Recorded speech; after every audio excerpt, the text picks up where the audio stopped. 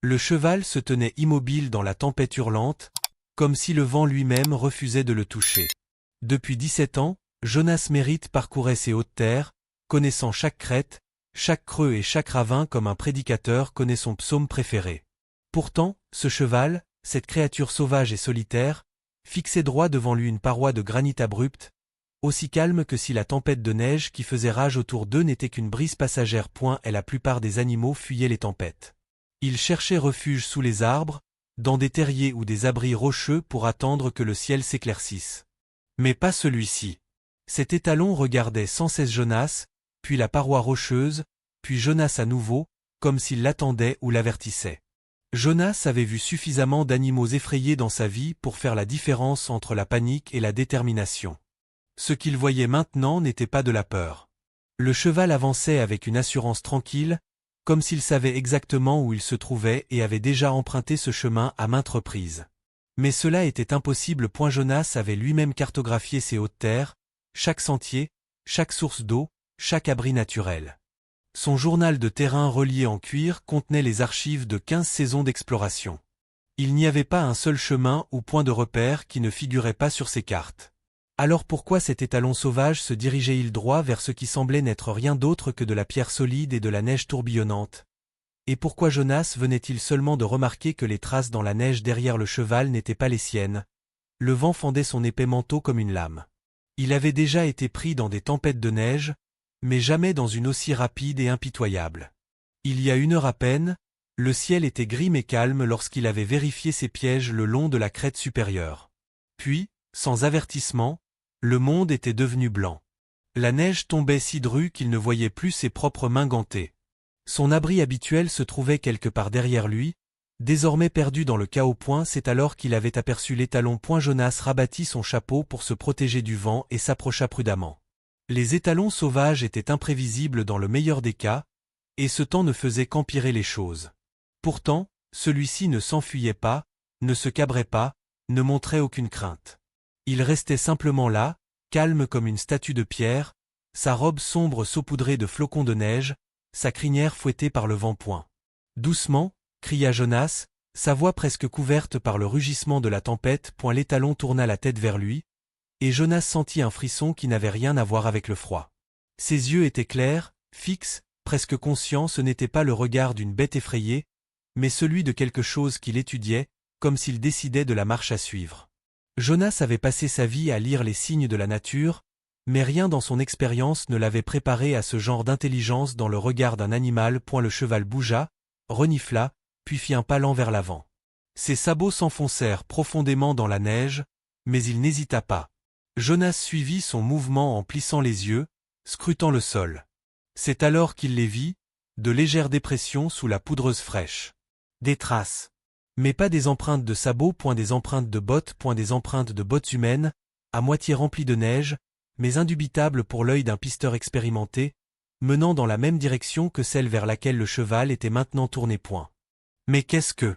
Murmura Jonas. Le cheval poussa un hennissement sec qui transperça le vent comme un ordre. Puis il fit 3 pas délibérés vers la paroi rocheuse. Il s'arrêta, se retourna et regarda à nouveau en arrière, attendant. Cette fois, il n'y avait aucun doute. Et elle lui disait de le suivre. Jonas hésita. Tous ses instincts, acquis au fil d'années de survie dans la nature, lui criaient de ne pas s'engager sur des chemins inconnus pendant une tempête de neige. Des hommes étaient morts ainsi, errant à la recherche d'illusions dans des conditions de visibilité nulles. Mais il avait 2 choix, avancer à tâtons dans la tempête, dans l'espoir de retrouver un terrain familier, ou suivre cette créature qui semblait savoir exactement où elle allait. Le souffle de l'étalon était lent et régulier, insensible au vent. Jonas serra les mâchoires, prit sa décision et s'avança. Aussitôt, le cheval se retourna et se mit à marcher d'un pas décidé vers la paroi rocheuse. De près, Jonas remarqua quelque chose qui n'était pas visible de loin. Le mur n'était pas continu. Entre 2 énormes rochers, il y avait un espace étroit et ombragé, si parfaitement caché qu'un homme pouvait passer à moins de 3 mètres sans le voir. Eh bien, je suis, murmura-t-il en effleurant la pierre avec son gant. L'étalon s'engouffra dans l'ouverture sans hésiter. Jonas le suivit, le cœur battant à tout rompre. Le passage était étroit, l'obligeant à se tourner de côté à certains endroits. Les parois étaient lisses par endroits, polies par ce qui semblait être des années de frottement de corps, animaux ou humains, il ne pouvait le dire. À mesure qu'ils s'enfonçaient, le rugissement de la tempête commença à s'estomper derrière eux jusqu'à n'être plus qu'un murmure lointain. Pour la première fois depuis des heures, Jonas pouvait voir clairement devant lui. Le cheval avançait avec assurance dans le couloir sinueux, choisissant chaque virage sans hésitation. Plus il s'enfonçait, plus Jonas remarquait des signes indiquant qu'il ne s'agissait pas d'une fissure aléatoire dans la montagne. Les parois portaient des marques légères, des éraflures d'outils, anciennes et usées par le temps, mais indubitablement délibérées. Quelqu'un avait creusé ce chemin, quelqu'un l'avait déjà emprunté. Jonas ressentit les premiers signes d'inquiétude. Qui avait construit ce passage secret, et pourquoi ne figurait-il sur aucune des cartes qu'il avait vues? Le cheval s'arrêta soudainement et se retourna pour le regarder. Une faible lumière brillait devant eux, pas le reflet grisâtre de la neige, mais quelque chose de plus chaud. La lueur d'un feu. Le pouls de Jonas s'accéléra. Le feu signifiait la présence d'êtres humains. Mais quel genre de personnes vivait à l'intérieur d'une montagne, cachée derrière un passage connu uniquement d'un étalon sauvage? Il franchit le dernier virage et se figea. Le passage étroit débouchait sur une large cavité naturelle. À côté d'un petit feu, un vieil homme était assis, ses cheveux argentés scintillant à la lueur vacillante. Il faisait tranquillement rôtir un lapin au-dessus des flammes, comme s'il attendait de la compagnie. Lorsqu'il leva les yeux, son expression était plutôt celle d'une douce attente que de surprise. Je me doutais bien que quelqu'un finirait par passer, dit l'homme d'une voix grave qui résonna doucement sur les parois de pierre. La tempête est violente ce soir. L'étalon s'approcha directement de lui et baissa la tête. Le vieil homme caressa le cou de l'animal avec l'aisance d'un vieil ami. Je m'appelle Calderboone, dit-il en retournant le lapin sur sa broche. Cela fait près de 25 ans que j'utilise cet endroit. Vous êtes le bienvenu pour partager le feu. Jonas s'avança lentement, tous ses sens en alerte face à l'étrangeté de la situation. Comment êtes-vous arrivé ici? Demanda-t-il. Je n'ai vu aucune autre trace de pas. Calder gloussa doucement et fit un signe de tête vers une autre ouverture sombre dans le mur de la salle. Une autre entrée. Ces collines en sont pleines. Il y a des trous partout si vous savez où chercher. La plupart des gens ne le savent pas. Le feu crépitait, projetant une lumière ambrée qui vacillait sur les murs rugueux. Jonas remarqua d'autres gravures sur la pierre, des noms, des dates et des dessins simples, superposés au fil des décennies. Ce n'était pas seulement un abri. C'était un lieu de rencontre. Tu n'es pas le premier à suivre cet étalon, dit Calder, comme s'il lisait dans ses pensées. C'est un animal intelligent. Il apparaît quand les gens sont en difficulté. Il les aide à trouver cet endroit. Jonas s'affala près du feu, son corps se réchauffait mais ses pensées étaient plus confuses que jamais. Comment le sait-il? De la même manière que moi, répondit Calder avec un sourire entendu. De la même manière que vous le saurez, si vous y prêtez attention. Jonas accepta un morceau de lapin rôti que lui tendait Calder et le mâcha lentement, laissant la chaleur se répandre dans son corps. La viande était dure, mais réconfortante après des heures passées dans la tempête glaciale. De l'autre côté du feu, Calder l'observait avec des yeux qui avaient vu bien plus d'hiver que Jonas ne pouvait l'imaginer. Les animaux sauvages ont plus de bon sens que la plupart des hommes, dit le vieil homme. Ils savent où se trouvent les endroits sûrs, où le vent ne peut pas vous couper en deux, où l'eau est propre. Cet étalon a guidé plus d'un voyageur à travers des tempêtes comme celle-ci. Il les a sauvés, tout comme il t'a sauvé. Jonas regarda vers l'entrée du passage, qui n'était plus qu'une fissure grise d'où provenaient les hurlements lointains de la tempête. Tu veux dire que ce cheval a déjà fait ça auparavant? Calder acquiesça en jetant un autre morceau de bois dans les flammes. Ce n'est pas la première fois, loin de là. Il guide les gens ici depuis plus longtemps que je n'utilise cette grotte. Jonas fronça les sourcils. Mais j'ai parcouru ces crêtes pendant près de la moitié de ma vie. J'ai cartographié chaque sentier, chaque ruisseau. Il n'y a rien de tel sur aucune carte. L'expression du vieil homme s'adoucit, oscillant entre amusement et pitié. Certains endroits ne figurent pas sur les cartes pour une bonne raison, mon garçon. Si tu attires trop l'attention sur une bonne chose, elle cesse d'être bonne. Jonas fixa les flammes, laissant les mots faire leur chemin. Le crépitement du feu remplissait le silence entre eux, accompagné du grondement occasionnel d'un tonnerre lointain roulant sur les hauteurs gelées. Il aurait dû se sentir en sécurité, voire reconnaissant, mais un sentiment de malaise le taraudait. Si cet endroit était un secret si bien gardé, combien d'autres l'avaient découvert avant lui? Et combien en étaient repartis? Il se leva et commença à inspecter les gravures de plus près. Certaines n'étaient guère plus que des initiales griffonnées en lignes irrégulières. D'autres étaient plus détaillées, des dates, de petits croquis d'animaux, voire ce qui ressemblait à des marques de comptage. Elles remontent à plusieurs décennies, murmura Jonas. Peut-être même plus. Calder s'adossa contre le mur. Tu as l'œil vif.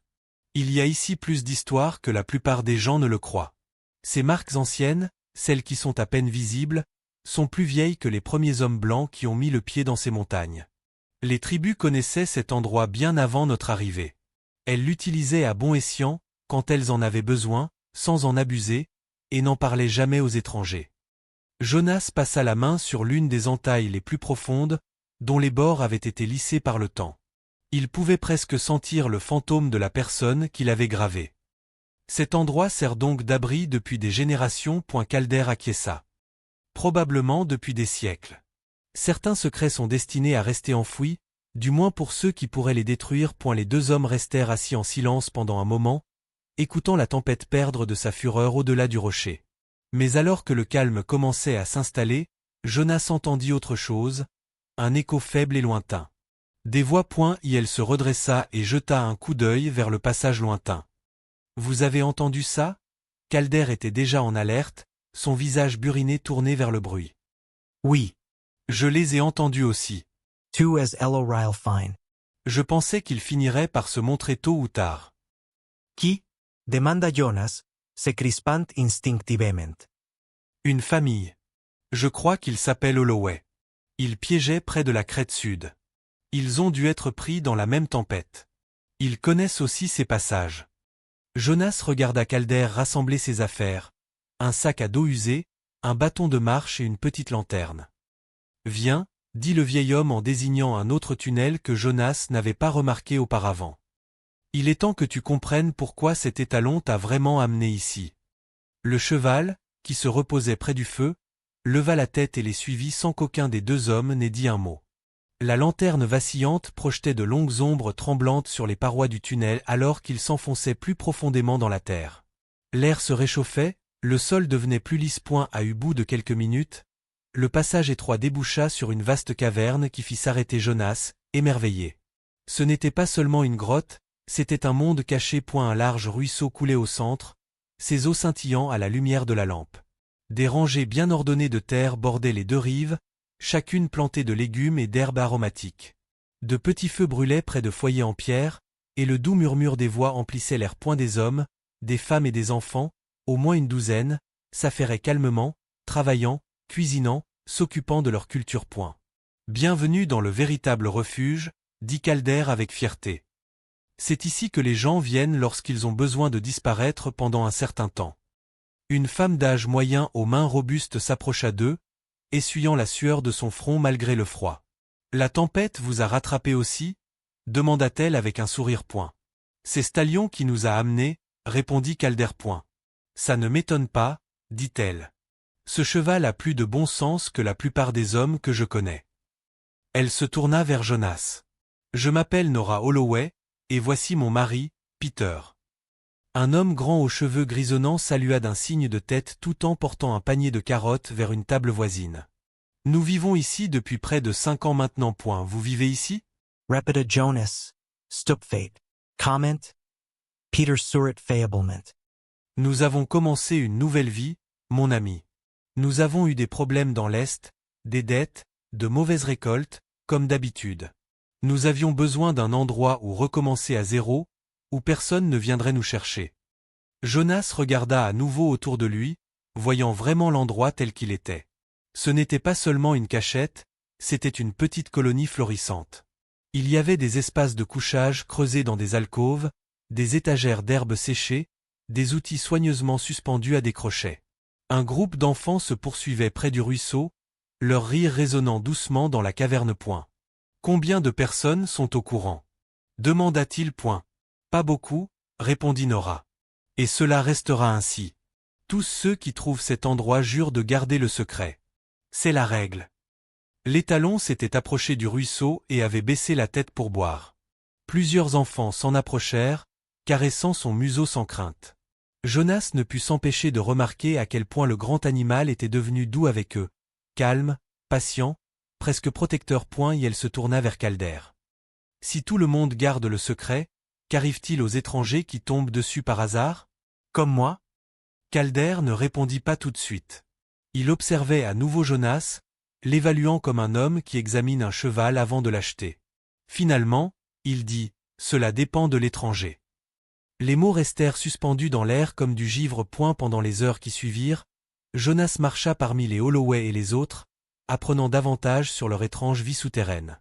17 âmes vivaient ici à ce moment-là, même si certaines, selon Calder, allaient et venaient selon la saison. Le ruisseau fournissait de l'eau toute l'année, et ils avaient conçu d'ingénieux canaux en bois qui irriguaient leur jardin. Chaque outil, chaque morceau de métal avait été descendu à la main. Peter Holloway montra à Jonas leur petite réserve de conserve.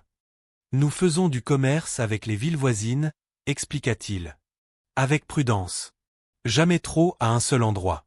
Jamais assez pour éveiller les soupçons. » Jonas rencontra une jeune femme nommée Clara, assise près d'un des feux, qui apprenait à 2 enfants à lire dans un livre usé. « J'étais institutrice au Kansas, dit-elle. J'ai dû partir quand le shérif a commencé à poser des questions sur les dettes de mon frère. Ça fait 6 mois que je suis ici. Ça vous manque? Demanda Jonas. Elle marqua une pause, regardant autour d'elle la caverne où régnait un calme serein. Parfois. Mais ça ne me manque pas de me demander qui allait venir frapper à ma porte pendant la nuit. Ici, je dors tranquille. À la tombée de la nuit, la petite communauté se rassembla pour le souper. Un ragoût à base de légumes racines, de viande séchée et de quelques précieuses herbes aromatiques. La conversation coula facilement, ponctuée de rires qui résonnaient sur les murs de pierre. Jonas mangea d'abord en silence, s'imprégnant de la chaleur qui régnait dans la pièce. Ce n'étaient pas des criminels ou des hors-la-loi, pas au sens habituel du terme. C'étaient des gens qui n'avaient plus d'autre choix, des gens que le monde d'en haut avait oubliés. Tu réfléchis très fort, là, dit Calder en s'installant à côté de lui avec une tasse de thé fumant. J'essaie juste de comprendre, répondit Jonas. Comment tout cela peut continuer sans que personne ne le sache? C'est simple, dit Calder. Les gens trouvent cet endroit quand ils en ont le plus besoin. L'étalon semble savoir qui en est digne. La question est. Il fixa Jonas d'un regard perçant. Pourquoi tu en as besoin? Jonas fronça les sourcils. Je n'en ai pas besoin. J'ai juste été pris dans la tempête. Vraiment? Demanda Calder doucement. Ou est-ce que tu fuyais quelque chose toi aussi, sans encore le savoir? La question le frappa plus fort qu'il ne s'y attendait. Jonas fixait le feu vacillant, laissant les paroles de Calder pénétrer profondément en lui.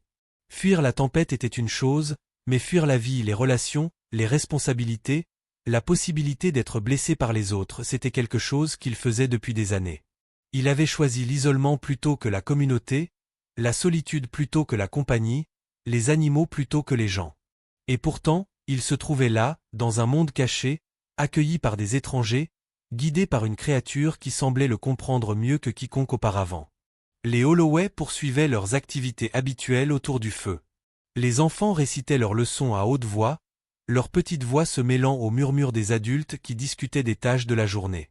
Jonas les observait, ressentant une émotion inhabituelle dans sa poitrine. Pendant toutes les années qu'il avait passées seul dans les hautes terres, il n'avait jamais vu cela.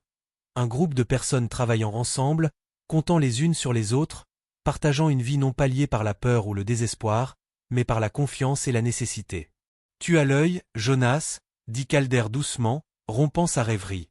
Tu as vu comment ils travaillent ensemble? C'est pour cela qu'ils durent. Ils se font confiance, veillent les uns sur les autres, ne laissent personne de l'extérieur savoir. Jonas acquiesça lentement, comprenant le poids de cette déclaration. Et l'étalon, c'est lui qui les amène ici? Calder sourit faiblement. Oui. Ce cheval a un sens pour ceux qui sont dans le besoin. Certaines personnes ne survivraient pas à une nuit de tempête sans aide. L'étalon le sait. Il les guide jusqu'ici, en toute sécurité, sans poser de questions. Et si tu y prêtes attention, mon garçon, tu apprendras à développer le même sens. C'est un don, mais il s'accompagne de responsabilités. Jonas sentit la chaleur du feu pénétrer ses os, mais elle ne parvint pas à chasser la prise de conscience grandissante dans son esprit. Responsabilité. La confiance. La communauté. C'étaient des choses qu'il avait évitées, rejetées, voire redoutées, mais maintenant, il pouvait en voir la possibilité, le sens. Et ce n'était pas seulement le feu ou la sécurité de la caverne.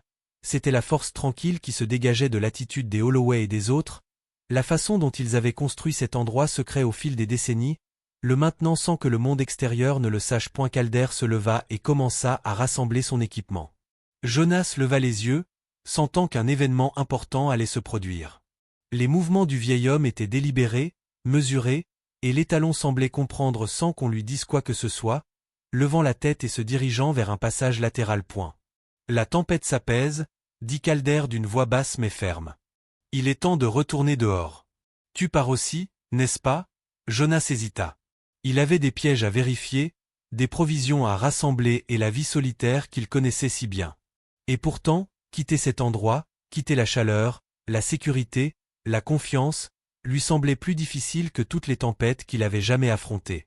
Il jeta un coup d'œil à l'étalon, qui se tenait patiemment, les yeux sombres et fixes, comme s'il sentait le conflit qui l'habitait. Calder observait Jonas attentivement. La question est, qu'emportez-vous avec vous? Jonas comprit que le vieil homme ne parlait pas de biens matériels. Au cours des derniers jours, il avait observé les habitudes des Holloway, appris de petits trucs, remarqué le rythme tranquille d'une vie fondée sur le respect mutuel et la nécessité. Il avait vu Martha Holloway enseigner des techniques de couture transmises de génération en génération, Peter montrer des moyens astucieux de conserver la viande, Clara apprendre à lire aux enfants. Et plus encore, il avait vu le tissu invisible qui maintenait cette communauté unie. La confiance, l'attention, la vigilance et le respect du secret qu'ils partageaient tous. Jonas expira lentement, comprenant enfin. Je pense que j'ai fui tout cela, dit-il d'une voix à peine plus forte qu'un murmure. Fui l'appartenance à quelque chose de plus grand que moi. Fui l'appartenance à une communauté. Je pensais que la solitude était synonyme de sécurité. Peut-être avais-je tort. Calder acquiesça d'un air entendu. Oui. L'étalon le sait aussi. Il amène les bonnes personnes au bon endroit au bon moment. C'est ainsi que fonctionne cet endroit. Tu peux choisir de partir en solitaire, ou tu peux choisir de porter la connaissance, la responsabilité et la confiance. Le choix t'appartient. Jonas regarda à nouveau dans la salle, où les Holloway entretenaient les feux, triaient les graines et guidaient les enfants. Il sentit un changement en lui, une certitude tranquille qu'il n'avait pas connue depuis des années. Il pouvait retourner dans le monde d'en haut, à ses pièges, ses cartes, sa vie isolée. Où il pouvait se lancer dans quelque chose d'entièrement nouveau, un pont entre le refuge caché et le monde extérieur, un gardien et un guide pour ceux qui en avaient besoin. Il s'avança. Je reviendrai, dit-il en regardant Peter et Nora dans les yeux. Quand vous aurez besoin de provisions ou que quelqu'un aura besoin d'aide, je viendrai. Nora lui tendit un petit paquet de nourriture séchée. Pour le voyage, dit-elle. Elle lui mit dans la main un jeton en bois sculpté. Montre ça à tous ceux qui pourraient avoir besoin de ce que nous avons ici. S'ils comprennent, amenez-les. S'ils ne comprennent pas, continuez à chercher. L'étalon conduisit Jonas à travers le passage oriental, comme Calder l'avait promis. Le chemin était plus long mais plus facile, serpentant à travers des couloirs et des chambres naturelles qui débouchaient finalement sur une vallée abritée que Jonas n'avait jamais vue. La tempête était complètement passée, laissant les hautes terres transformées, fraîches, propres et lumineuses sous le ciel clair. La neige scintillait comme du cristal et le monde semblait renaître. Lorsqu'ils atteignirent le fond de la vallée, l'étalon s'arrêta et se tourna vers Jonas pour croiser son regard. Les yeux sombres qui l'avaient guidé à travers les tempêtes de neige et les chemins inconnus avaient toujours la même expression intelligente et compréhensive. Jonas comprit alors. Ce n'était pas un adieu. C'était le début d'un partenariat. À eu cours des mois suivants, Jonas tint parole. Il apprit à lire les signes, le regard traqué, l'évitement prudent des questions directes, le désespoir silencieux de ceux qui n'avaient plus d'option. Il abordait chaque voyageur avec prudence, testant son caractère avant de montrer le jeton de Martha. L'étalon apparaissait lorsque quelqu'un avait vraiment besoin d'aide, comme s'il sentait leur désespoir à des kilomètres. Ensemble, ils conduisirent un flux constant de nouveaux arrivants vers le refuge caché.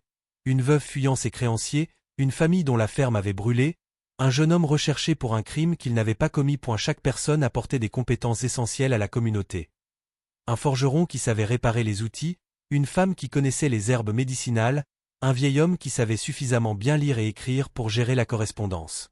Le refuge secret se renforçait à chaque nouvelle arrivée, mais sans jamais devenir assez grand pour attirer l'attention. Des années plus tard, Jonas grava ses initiales dans le mur de pierre de la salle principale, sous lesquelles il dessina un simple croquis.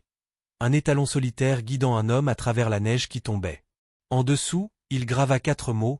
J'ai trouvé l'endroit qu'aucune carte ne montrait.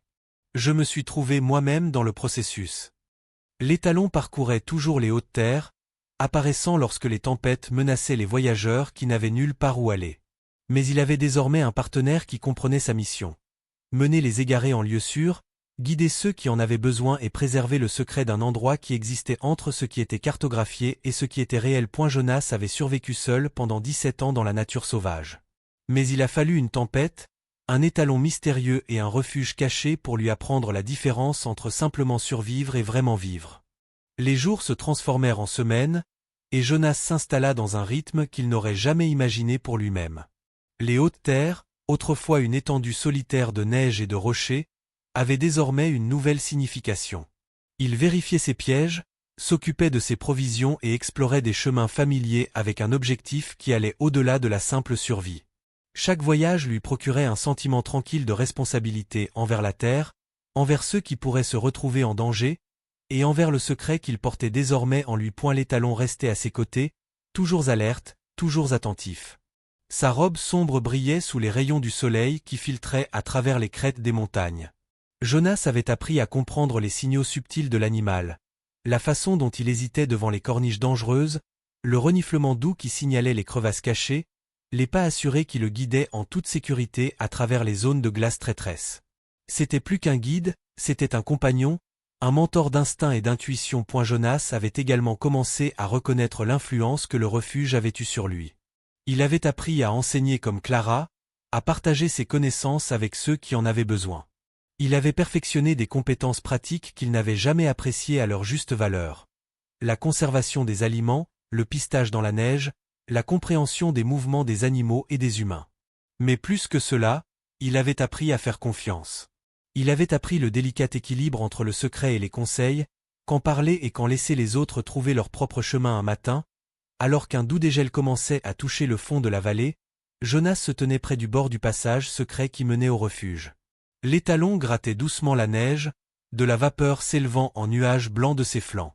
Jonas pouvait voir la vallée en contrebas, un monde qu'il avait autrefois parcouru seul, désormais animé par la certitude tranquille que quelqu'un d'autre pouvait compter sur lui.